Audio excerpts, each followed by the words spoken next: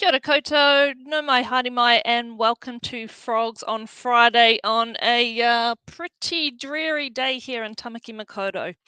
On today's show, we are talking about employers versus employees, the battle for work from home flexibility. Very dramatic there from Jacob this week. So are employers risking employee dissatisfaction or even turnover by mandating a return to the office? We are joined by Frog's temporary and contract services team leader here in Auckland, Kirsty Henegan, to discuss the ongoing conflict between employers and employees over the right, or maybe it's a privilege, to work from home or remote working. And of course, the potential long-term impacts that a push for a full-time return to the office can have on a business. Also on today's show, we'll talk about how much Kiwis are saving from working from home every year. And we'll look at the hot jobs across New Zealand, as well as opportunities for working holiday makers in Australia and the UK. And as always, we'll finish off with some social media insights on the impact that salary has over misaligned company values. So let's jump into Mahi Media.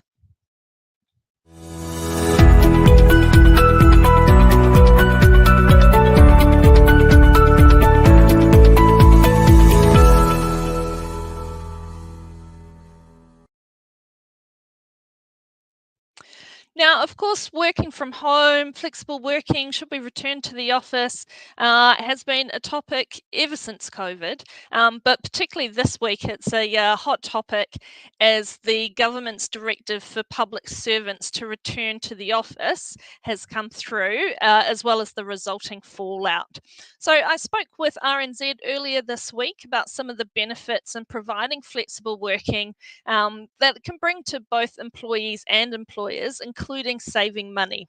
So let's take a listen to the interview.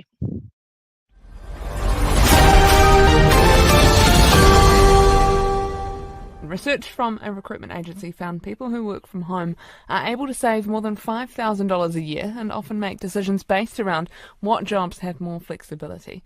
Despite this, the government has told department bosses to tighten up on the numbers and the reasons people work from home. It comes as 6,000 public servants lost their jobs under the current government and as the cost of living continues to climb. Frog Recruitment Managing Director Shannon Barlow says it's not always about the novelty of a working from home arrangement, but a money managing essential. Found that 1/3 of workers reported that they were saving over $100 a week, so more than $5,000 each year, and that's on things like travel, parking, meal costs, if you're going into the office. So definitely a big impact, and particularly when the cost of living crisis is still very much a thing, those extra costs can really add up and make a difference to people. Yeah, but then on the other hand, you've also got presumably increased power costs. Maybe you're a bit more peckish when you're at home because the pantry is right there, and especially in the winter, if you've got to heat your house, does it work out cheaper to go into work? Look, I mean, there are definitely some little perks of coming into the office, but I think overall people are finding, so particularly those travel costs and parking can be a huge impact. So weighing it up, I think the benefits that people are finding in working from home are overruling that. And it's also things like saving time as well. In your role in recruitment, what I'm curious about is, are people choosing to work from home not because it's a nice to have, but because they're able to save money and money is so tight now? Yeah, we've definitely seen that comes into decisions a lot more in the last year or 18 months or so. So we'd have people who were weighing up whether they take a job based on, is it going to be worth it having to travel into this role if it wasn't close to home? And a lot of the time, they'd get close to final stages and then decide, no, actually, it's not going to be worth it at this time. I can save more money working close to home or with the opportunity to work from home. How productive do you think people will be, this could be public sector or private sector, if they are forced to come back into the office full time? Yeah, absolutely. So, talk about knocking public servants while they're down. So, for those that have the so-called privilege of retaining their jobs through the gutting of the public sector, they're now being forced to return to the office. So, dragging people back into the office is more likely to increase employee dissatisfaction and feelings of mistrust than increase productivity. That is Frog Recruitment Managing Director Shannon Barlow speaking about how much people can save when they work from home. I started getting calls from Mum in Puhoi. She was loading her things into garbage bags, getting ready to evacuate. We put life jackets on the kids and we left in a convoy and we got stranded and separated. It was hard. There was so much destruction. Houses were taken out, everything was gone. There were people with nowhere to stay, nowhere to cook, no power and no running water. First thing we did was check on the elderly and the children. Then we got on social media, asking people what they needed. People were offering all sorts of support. If you weren't online, then there were notice boards at the supermarket or people going around door knocking. To have connection with the community like that was just so helpful. We grabbed our barbecue, we headed on out into the community. We realised that people needed to gather. They obviously needed to eat, they needed to stop, recharge, but also to offload to one another. I realised that I can help someone just by being there for support and keeping the connection. The whole experience has brought us closer. We've learned to appreciate each other more. My advice is to know your neighbour, know your community and make use of it. It's always about us connecting and supporting one another. However you can, make those connections. Join us this Mental Health Awareness Week and celebrate the power of community in uplifting our well-being.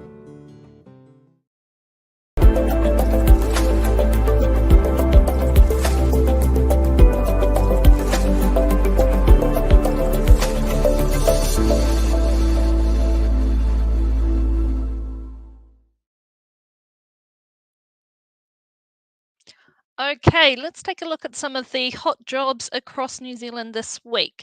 So first up, she doesn't know this, but this is actually Kirsty's job, so she can jump in and tell you a little bit more about this senior HR advisor role that we have on offer this week. Thanks, Shannon. So we are working with a manufacturing company who's looking for a HR advisor or a senior HR advisor to come on board on a temporary basis for around about 3 to 6 months. It's to help out whilst they are recruiting for their HR manager, and also they're going to be doing a system implementation. So the role itself is heavily BAU, generalist HR. In terms of hourly rate, as you can see, there's a bit of a wide range just based on your experience. So it's between 38 to 55 hourly. So if you are interested, then please do give me a call. I can give you a little bit more information. Perfect. Okay, let's take a look at the perm role, which is conveniently one that I'm running. So this one is a channel manager. So it's a really exciting opportunity with an Australian distributor is looking to launch into the New Zealand market. So this is looking at a range of brands for consumer electronics. They're looking for someone to make this happen in New Zealand, so it'll be really important to have existing relationships within the major retailers so that you can hopefully get them to open the door and to stock these new brands. If you have that kind of experience and you're interested in hearing more, give me a call and we can have a chat. Now, let's take a look at our opportunities abroad. Okay, so working holiday jobs, again, this is just a sample of the jobs that we have across our branches in Australia. So there's a content editor in Queensland that looks like a contract role, a business support officer in Sydney, a permanent position paying up to 90k base, and for the UK office, sorry, I forgot them then, a publishing contracts executive. So as always, a really big range of roles still coming through. So get in touch with any of the people-to-people teams, or just call Frog and we can point you in the right direction to get a good start on your working holiday.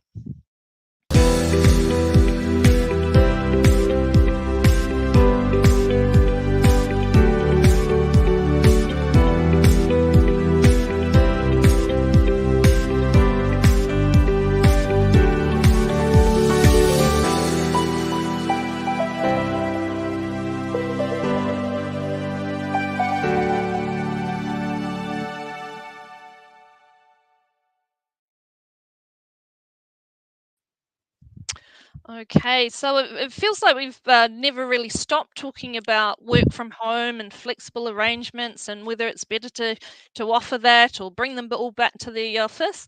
And of course, it's come to a head again over the last week or so with the government's directive and really put it back into the front page of the media. So pleased to be joined by Kirsty Henegan to go through some of I guess the different angles of looking at this and get some perspective. So, a lot of experience in recruitment, and you'll see it firsthand in visiting with our clients and our candidates and seeing that experience. How do you think the growing importance of work from home and that flexibility has changed over the past few years in the way that both employers hire talent and how job seekers approach their job search? So I think in terms of, obviously we had COVID where we all had to go remote and it was a quick turnaround. So it was a little bit of an eye opener, I think, to employees and employers that we could actually work from home. So we saw in the year that we had the candidate short market, it changed from being an ask and it was more of a, I am going to work from home, but how often are you going to allow this? So it was more of an entitlement rather than a benefit. So we have definitely seen that shift, and now we're moving into the fact that we're going into an employer's market. So we're seeing them wanting to bring them back into the office. Obviously, I think there has been benefits to it in the sense that for an employer they've been looking across the whole of New Zealand, so it's definitely increased their talent pools as well in terms of who they can look for and what kind of experience, especially if they've got the systems and things in place to be able to bring people on board remote. Yeah. So of course the big cases of this or a push for return to the office is going to make the headlines, and that's what stands out. But there's a lot of employers who have really embraced flexible working, and I would say that across the board, hybrid is the go-to model these days. For those employers who may have concerns and feel like, no, we've got to get them back into the office, what are some of those, I guess, common concerns or hesitations that they have around remote work or working from home? I think sometimes one of the big ones that we do hear about is productivity. So I think there are hiring managers who believe that if you're not in the office, you're not doing the job. So I think sometimes that is one of the big factors for a lot of businesses, that they want to see their employees there and they want to know that they are doing the work.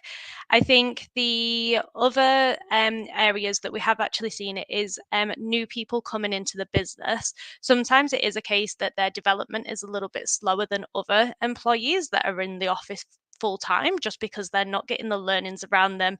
They want them to be able to build relationships with all of the different stakeholders across the business, and sometimes that is a little bit easier in person. So I think employers sometimes do want you to have a period of time in the office before you go to that either fully remote or hybrid.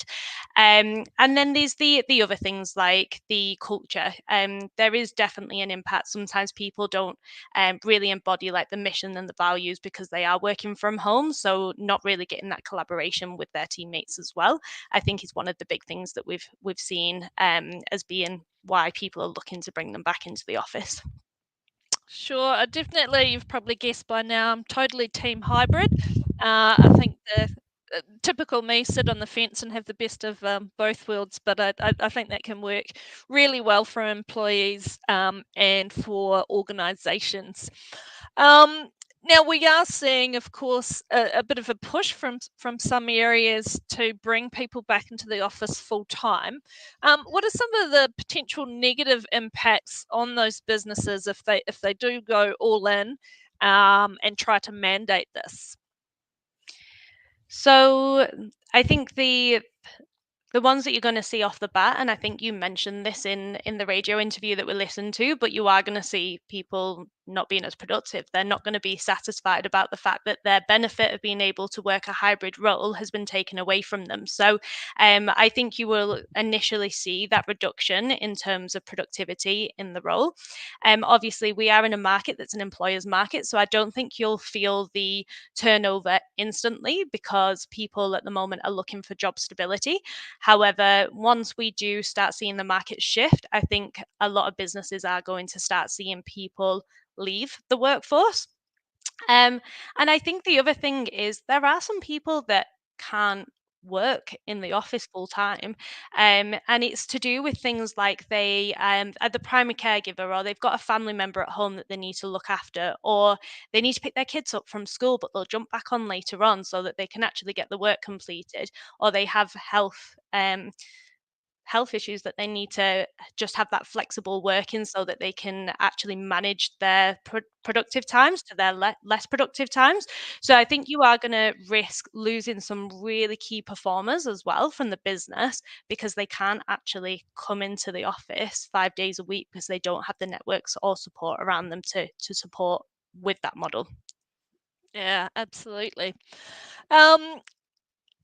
Now, how can businesses, I guess it's trying to balance things out, so maintain those opportunities for collaboration and communication in a hybrid work environment without sacrificing the flexibility? So, we've seen it as we worked with different businesses over the years, and particularly post-COVID. There were some who did a fantastic job of being able to adapt to this new way of working, and others didn't quite get it quite right and have kind of been backpedaling trying to make up for that.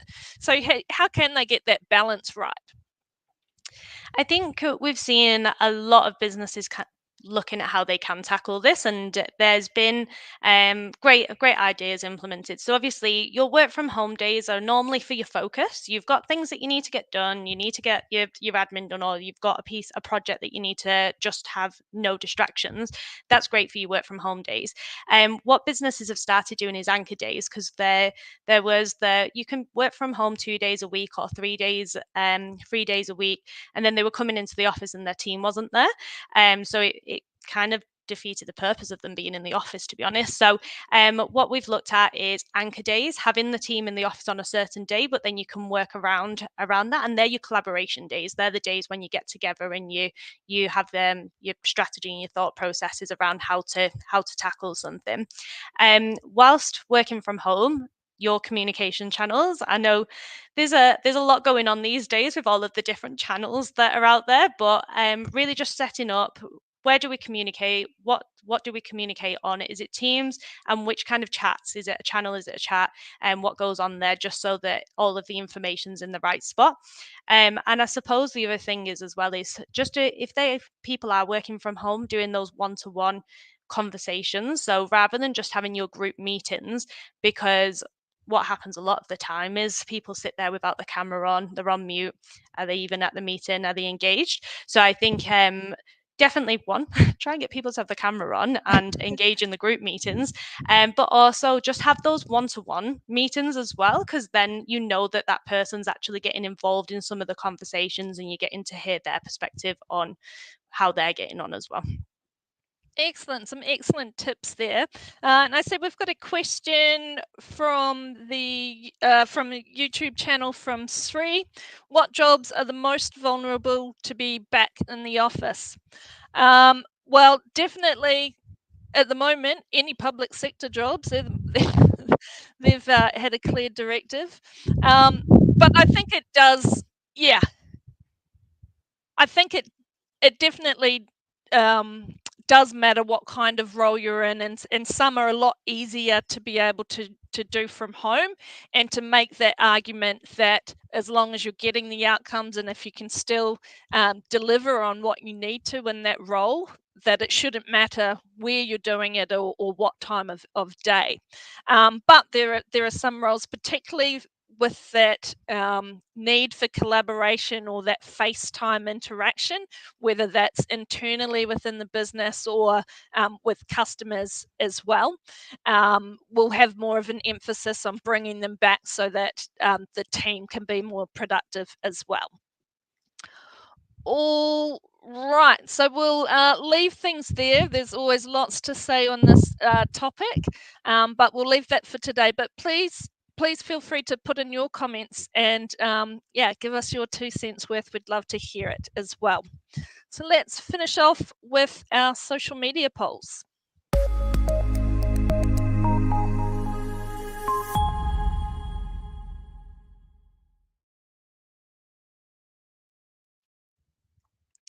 Okay, so last week we asked, would you rather work for a company aligned with your values but with lower pay, or one that's misaligned but offering higher pay? So particularly in as we still struggle through cost of living crisis. Amazing to see this resounding result here. 95% said no, I'd rather that the company values fit with what's important to me. And if it's a little less pay, then so be it. I want to work for the right kind of company and people. So great to see that there. Let's take a look at this week's poll. Okay, so with more companies mandating a return to the office full time, would you consider looking for a new job if your employer enforced this policy? Yeah, this will be bound to open up a can of worms, but we love to do that. Again, if you're brave enough to put your comments through, we'd love to hear them and hear about your experiences. That's it for today's show. Thanks for joining us again, and we'll see you same time next week. Ngā mihi.